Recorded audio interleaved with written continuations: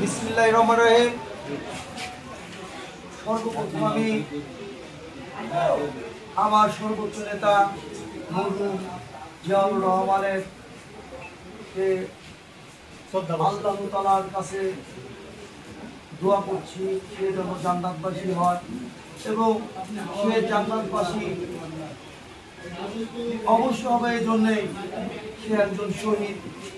তার হাত দিয়ে এই বাংলাদেশে আপামর জনতা 1978 সালে জেগে উঠেছিল।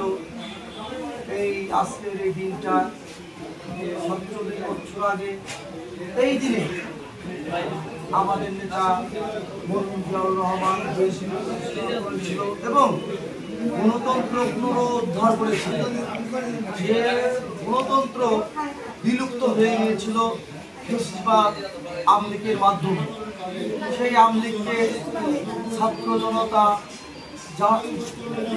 সমস্ত দলগুলোর সমন্বয়ে গত 5 আগস্ট 2024 সালে এই দেশ ছেড়ে পলায়ন করেছেন।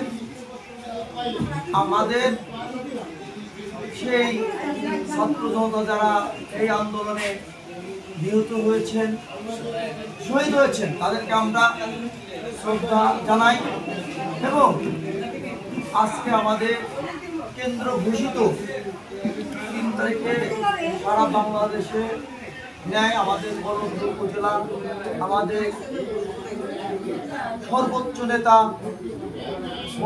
রাজবাড়ী জেলার গণমানুষের নেতা, রাজবাড়ীর গরিব দুঃখী মেহনতি মানুষের প্রাণের স্পন্দন, যার মাধ্যম দিয়ে রাজবাড়ী শহর পরিপূর্ণ রূপরেখা নিয়েছে, সেই নেতা হচ্ছেন আমাদের আলী নওয়াজ মাহমুদ খোয়ম ভাই, যাকে আমাদের প্রান্তীয় মাতা গণতন্ত্রের জননী বেগম খালেদা জিয়া তাকে ডেকে নিয়ে এই রাজবাড়ির বিএনপির হাল ধরার হালটা তার হাতে দিয়ে দেয়।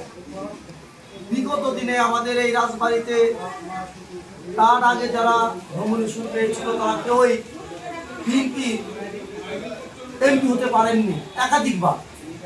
যখন আমাদের নেত্রী মনে করলেন না, এই যে একটা জনপ্রিয় নেতার দরকার আছে যার ধর্ম বর্ণ নির্বিশেষে ভালোবাসে, সেই ধরনের একটা নেতা ম্যাডাম খুঁজে তাকে নমিনেশন দেয় এবং সে বিপুল ভোটে 2001 সালে আমাদের বিএনপির দ্বিতীয় নির্বাচিত এমপি হয় এবং তারই হাত ধরে আজ 17টা বছর আমরা রাজবাড়ির বলন্দ ঢাকা প্রত্যেকটা জায়গায় আমরা এই 17 বছর আন্দোলন সংগ্রাম করেছি।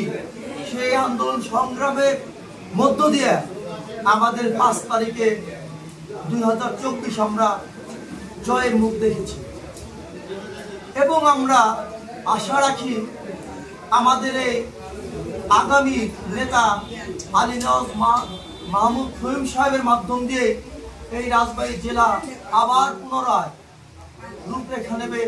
তার সুদূর প্রসারী চিন্তা ভাবনা আমাদের এই রাজবাড়ী জেলার মানুষের জন্য। সে সবসময় কাঁদে, তার অন্তর কাঁদে গরিব অসহায় কৃষক শ্রমিকের জন্য। এই রাজবাড়িবাসী কি করে খাবে, কি করলে তাদের উন্নয়ন সাধন হবে। আজ নদী ভ্রমণের কপলে আমাদের এই রাজবাড়ী জেলা, সেই দিক দিয়ে সে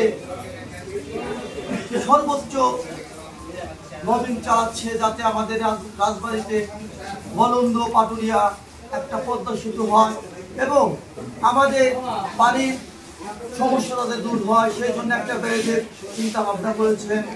গত 27 জুলাই ঢাকায় এক সেমিনার হয়েছিল। বাংলাদেশের সর্বোচ্চ শিক্ষাবিদ, ইঞ্জিনিয়ার, বিএনপির সিনিয়র নেতৃবৃন্দ আমাদের